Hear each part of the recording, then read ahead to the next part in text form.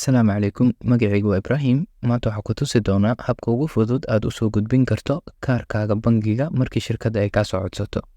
Ugu horreyn, fur abka Transfer Galaxy.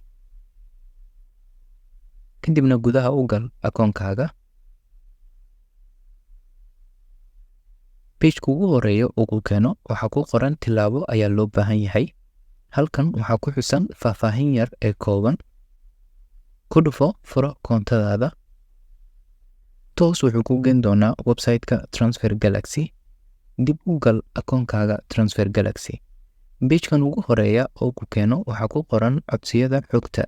Halkan waxaa ku xusan faahfaahin yar oo kooban sababta lagaaga soo codsaday xogtan. Halkan hoose waxaad ka arki kartaa xogta shirkadda ay u baahan tahay. Waxaa laga soo codsaday debit kaarkayga ama kaarka aan lacagaha ka diro.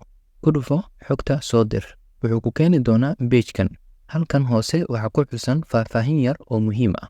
Waxaynu u baahannahay in aan aragno magacaaga iyo 6 nambar ugu horeysa iyo 4 nambar ugu dambeysa kaarka. Haddii aad rabto, waxaad nambarada kale ku dabooli kartaa warqad yar.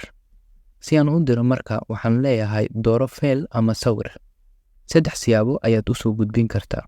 Midda ugu horeysa oo ah keedka sawirada ama photo library-ga, ama in aan sawir ka qaado kaarka haddii aan gacanta ku hayo. Marka sawir ayaan ka qaaday, wuxuu igu jiraa keedka sawiradeeda.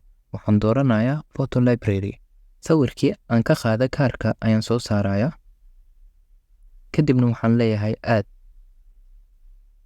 Feelasha diyaarsan waxaa soo galay kaarkii bangigayga. Hadda waxaa ii haray keliya inaan dhaho dir. Oo halkaa ayay ku dhan tahay. Salaamu calaykum.